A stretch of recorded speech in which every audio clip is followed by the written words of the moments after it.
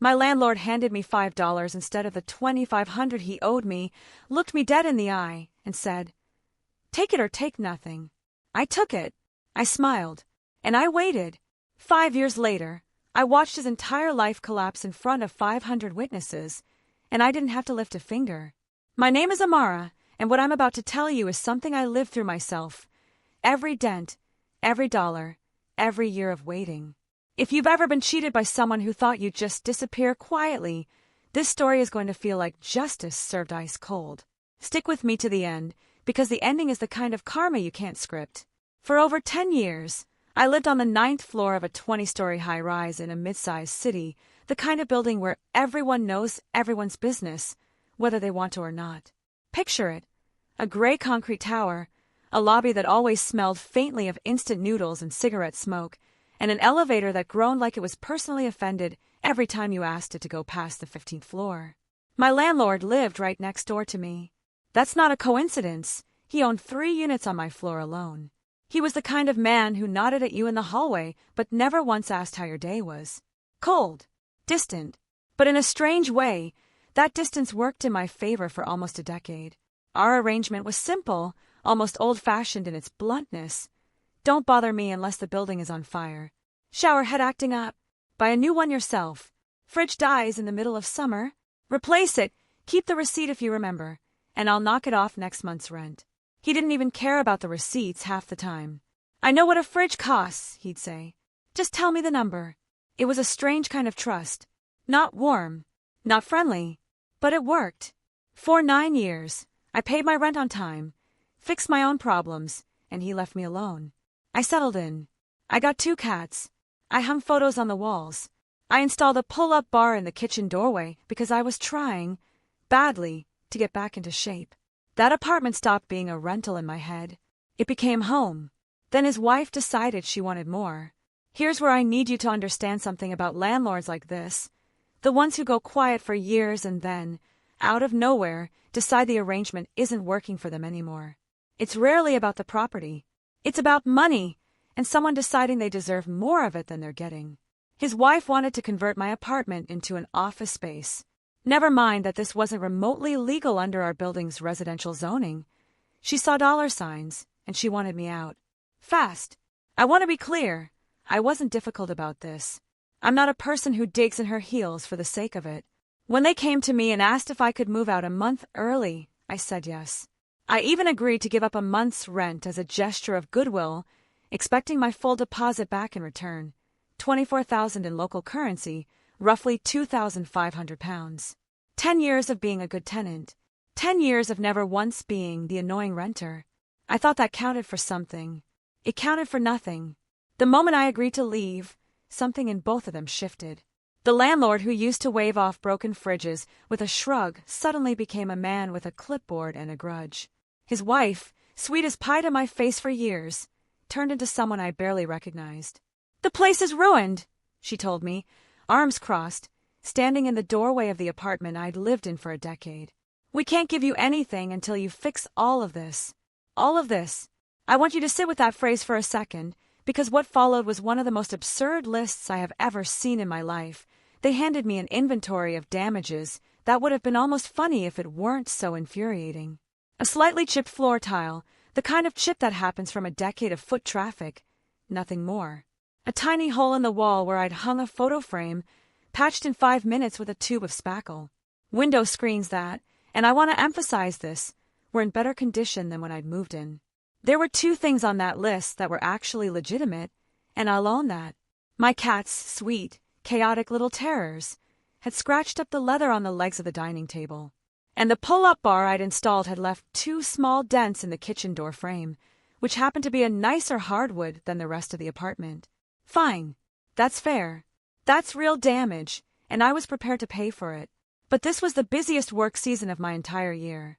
I was stretched thin, exhausted, running on coffee and deadlines, and instead of fighting them on the absurd items, I decided to just get it done. I trusted this man. 9 years of trust doesn't evaporate overnight, or so I told myself. I paid to have the table legs re-leathered. I patched the wall. I fixed the tile. I replaced screens that didn't need replacing. Dozens of tiny, everyday wear-and-tear items that any reasonable landlord would have absorbed as the cost of doing business.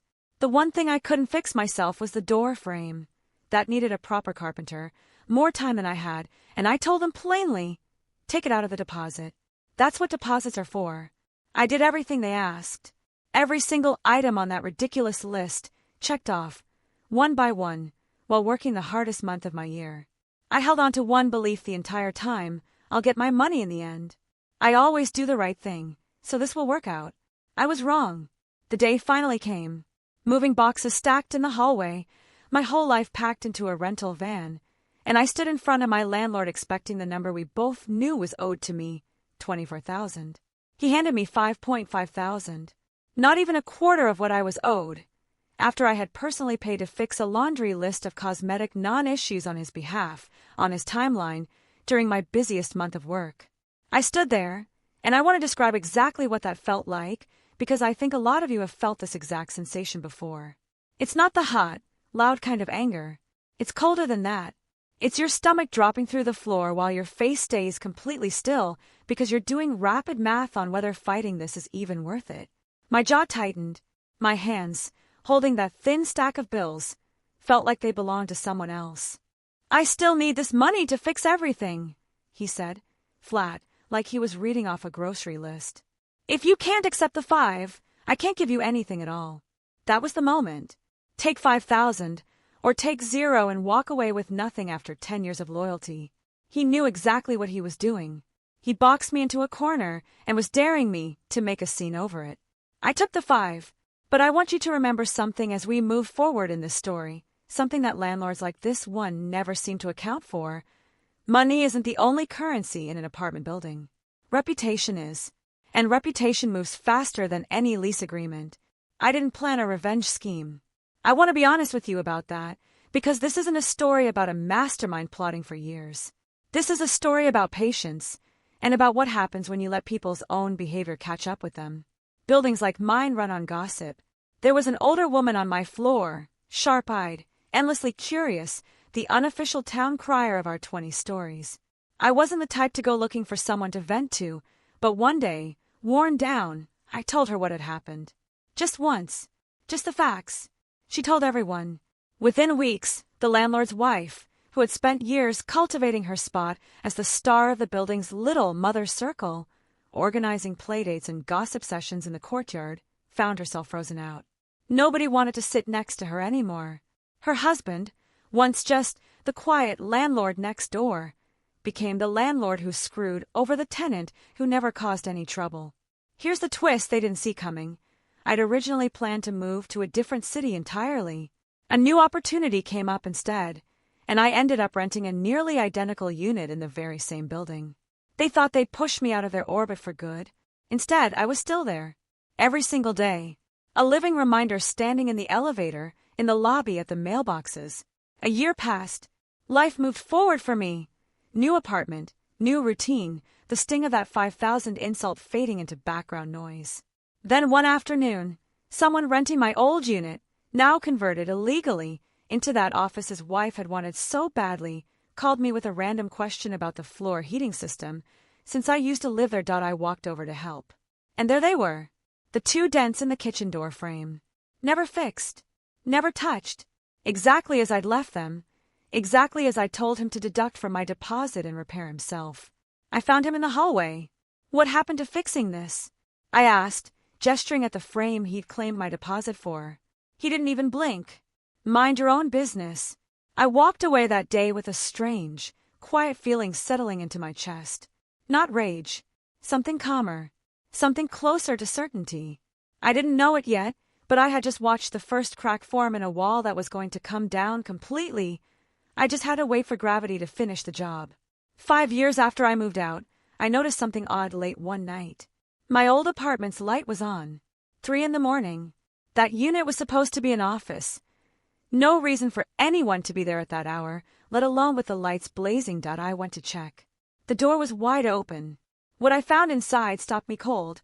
The place was gutted. Not renovated, destroyed. Cabinets hanging off their hinges. Holes punched through walls. And scrawled somewhere in the mess, in what I can only assume was some furious departing tenant's handwriting, lazy landlord.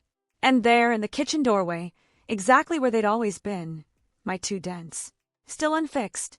5 years, and he'd never once repaired the thing he'd stolen my deposit money to supposedly cover. By this point, technology had caught up with the building's gossip network. We had a group chat now, the entire high-rise, close to 500 residents.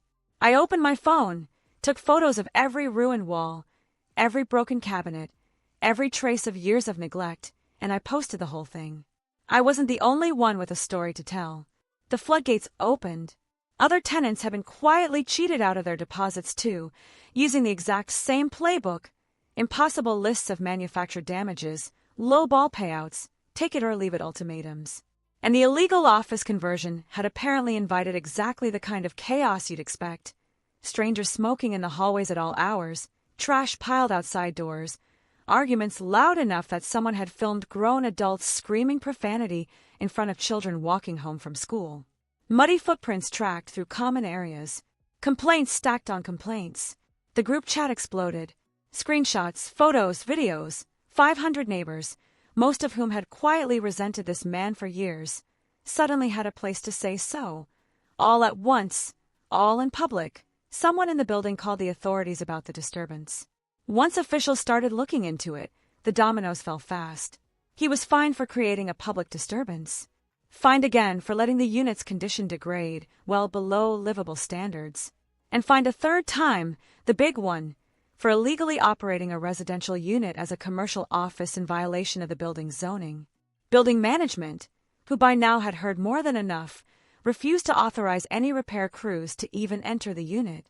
It sat there, gutted and empty, for 6 months.